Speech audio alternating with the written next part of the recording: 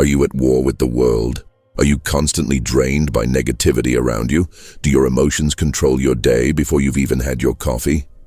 What if I told you that real peace isn't found in a quiet room or on a perfect beach, but deep inside you right now, waiting to be built like a fortress? This is not about escaping life's chaos. This is about becoming invincible within it. Welcome to building an invincible inner fortress, the Stoic path to peace. If you're on a journey of self-mastery and resilience, make sure to subscribe, because here we build strength from the inside out. Let's begin. 1. The fortress within. Peace is your responsibility. Peace isn't something that simply falls into your lap when circumstances align. It's not a vacation from life's problems or a reward for being lucky. It's a fortress, a structure you consciously and consistently build from within. It's yours to construct, and yours alone to maintain. The Stoics understood this better than most. They didn't wait for the world to become quiet. They chose to become quiet within themselves. No matter what the world was doing, take Marcus Aurelius, for example. He was not a monk in a secluded temple. He was the emperor of Rome, ruling over a vast and often chaotic empire. Plagues, invasions, betrayal. His reign was anything but peaceful. Yet he found clarity amidst it all. How? He didn't rely on external order. He relied on internal discipline. He cultivated peace like a gardener cultivates soil, working it daily, guarding it, and planting the right thoughts to flourish in it. Your peace is your responsibility. If you're waiting for everyone to stop offending you, for traffic to stop being annoying, for people to stop being rude, for your boss to become more understanding, you're waiting forever. You cannot outsource your peace to the behavior of others. That's like leaving your house unlocked and blaming the world when someone walks in. Instead, build something stronger. Build your peace like a fortress, layer by layer, with self-awareness as your foundation, perspective as your walls, and firm boundaries as your gates. When someone insults you, you don't crumble. Why? Because your self-worth doesn't rely on someone else's opinion. You've placed your value inside the fortress, not on the lawn where anyone can trample it. When failure visits, you don't fall apart. You understand that failure is part of life's process, not a reflection of your identity. You welcome it as a lesson, not a label. This fortress doesn't isolate you. It's not about cutting yourself off from the world. It's about learning how to live in it without letting it break you. True peace isn't fragile, it's resilient. You're not hiding from the storm. You're becoming the eye of it. You're not hoping the waves stop.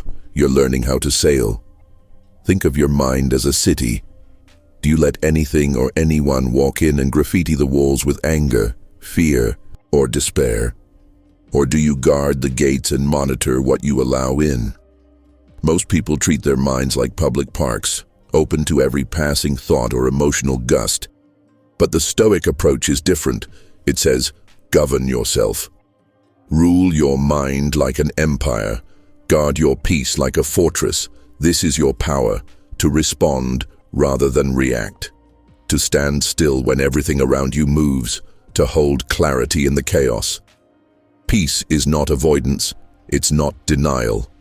It's the decision to meet the world from a place of strength, not weakness. And like any fortress, it requires maintenance. You must tend to it daily. Sweep out the mental clutter, reinforce your boundaries, repair cracks in your thinking, build higher walls of wisdom, and dig deeper foundations of self-knowledge. This is your task. This is your gift. The world doesn't owe you peace, but you owe it to yourself. 2. Discipline. The daily practice of peace. Peace is not an accident. It is not something you stumble upon. It doesn't magically appear after a yoga retreat or a meditation app. It is a discipline, a daily, deliberate practice.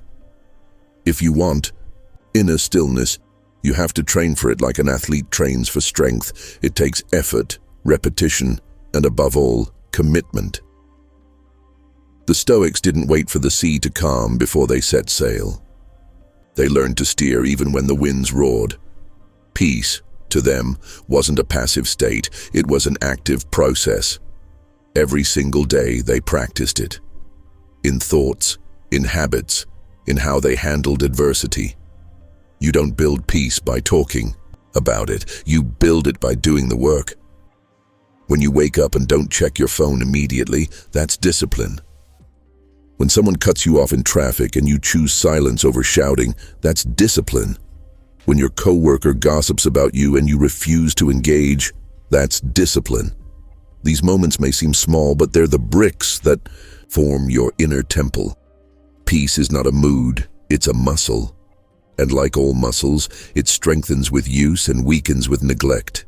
You may think you're calm until something provokes you, and then your reaction shows where the work still needs to be done. Every reaction is feedback. Every moment is training. Think of it like this. Life is the gym, and every difficult person, every frustrating delay, every unexpected challenge, they're the weights you lift. You grow not by avoiding them, but by confronting them with grace. The heavier the resistance, the stronger your peace becomes, if you meet it with discipline. The truth is, your emotional responses are habits. If you've spent years reacting with anger or fear or sarcasm, it's because you've practiced those responses over and over again. To build peace, you must break those patterns and install new ones. It starts with awareness, then with intention, and finally, repetition. You are the sculptor of your own character. Every act of restraint, every deep breath, every intentional pause, these are the chisels. These shape who you are becoming. The Stoics weren't emotionless, they were intentional. They didn't eliminate feeling, they trained their response to it. This is the discipline, to live on purpose, to not be ruled by impulses, to respond with principle, not just preference. You don't rise to the level of your goals, you fall to the level of your systems. So, build systems that support your peace. Morning routines, thought audits, mental resets, silence, reflection, practice. Peace is not a luxury, it's a daily choice. And if you want it, you must live in a way that earns it. 3. Emotional mastery. Feel everything, obey nothing. There's a dangerous myth that Stoics were emotionless, robotic, unfeeling men. This couldn't be further from the truth. The Stoics felt deeply, they loved, they mourned, they cared, but they refused to be enslaved by those emotions. They understood something crucial. Emotions are not the enemy. The lack of discipline is. Emotions are signals. They're messengers from your internal world. Anger might tell you a boundary has been crossed. Sadness may point to something valuable that's been lost. Joy shows you what matters to you. But just because an emotion visits you doesn't mean it gets to rule you. Epictetus taught, "It's not things that disturb us, but our opinions about things. It's not the event that causes chaos, it's the story you attach to it." Two people can experience the same insult. One shrugs it off. The other burns with rage for weeks. The difference isn't the insult, it's the interpretation. So ask yourself, what story are you telling when emotions rise? When someone rejects you, are you telling yourself you're unworthy? When you fail, do you declare yourself a loser? Or do you see rejection as redirection, failure as feedback? You can feel anger without becoming rage. You can feel sadness without drowning in despair. The key is emotional mastery, not suppression. The Stoics didn't deny emotions, they examined them. They challenged the thoughts behind them. They questioned their accuracy. And through this, they reclaimed control. Mastering emotions means giving yourself permission to feel, but not letting those feelings decide your actions. You become the captain of the ship, not the waves. Here's the truth. Emotions are fast. They surge, but wisdom is slow. It steadies. Emotional mastery is choosing to wait, to pause, reflect, and respond from clarity, not chaos. It's feeling everything, but obeying nothing without reason. Modern life encourages emotional reactivity. Outrage sells. Drama spreads. But you don't have to join that current. You can be still in the storm. You can feel pain, but choose peace. You can feel hurt, but still speak with dignity. You can feel fear, but still move forward. When you master your emotions, you master your story. And when you master your story, you master your life. 4. The power of silence. Speak less, mean more. In a world overflowing with noise, constant opinions, endless debates, impulsive replies, true power lies not in adding to the chatter, but in mastering the discipline of silence. The Stoics understood this well. They knew that silence isn't submission, nor is it weakness. Silence is strength. It's control. It's the refusal to let emotion or ego speak before wisdom has had its say. Today, most people feel the urge to react immediately. Someone insults you, you strike back. Someone questions your worth, you defend, explain, justify. But the Stoic knows that not every insult deserves acknowledgement. Not every battle is worth entering. And most importantly, not every situation improves when more words are added to it. Think of your words like arrows in a quiver. Each one has power, direction, and potential.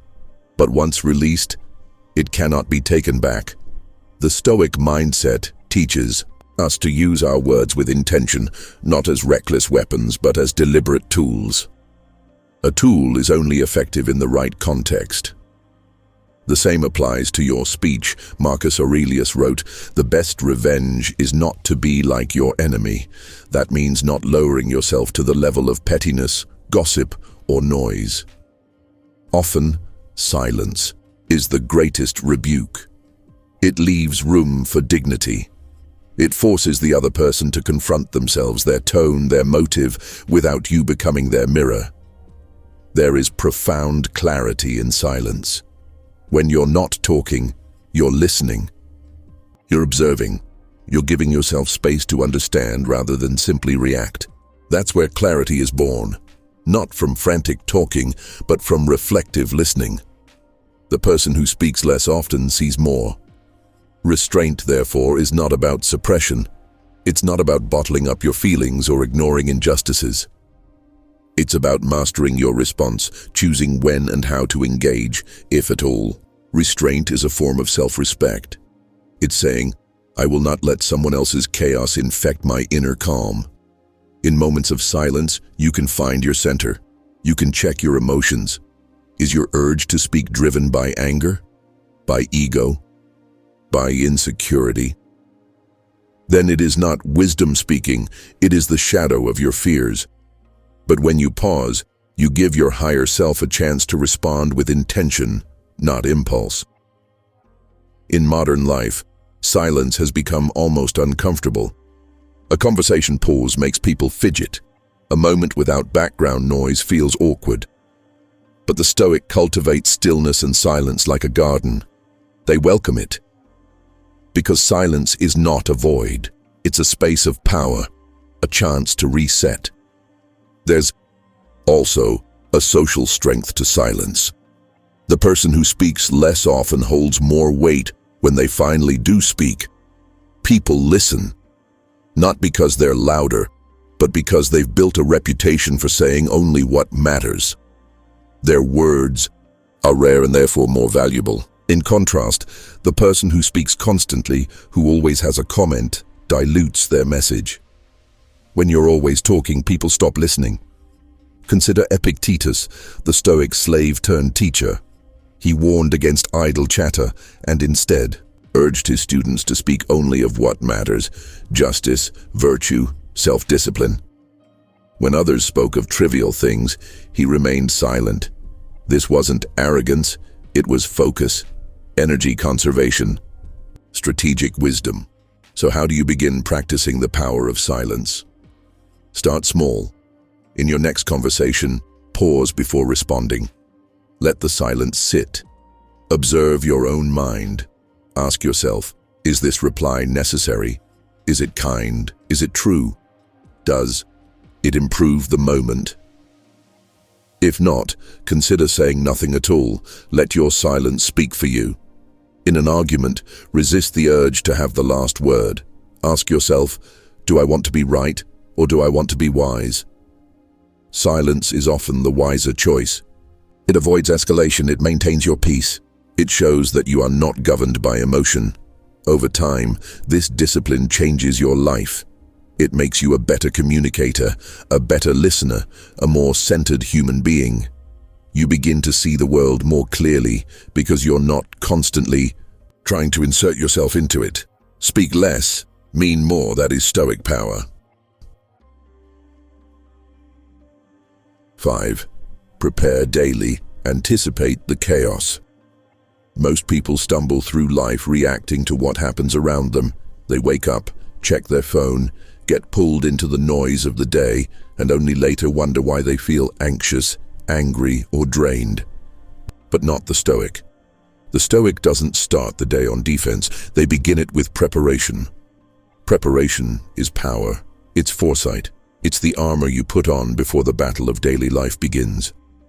And every day is a battle, not always of swords and shields, but of distractions, demands, temptations, and emotional tests.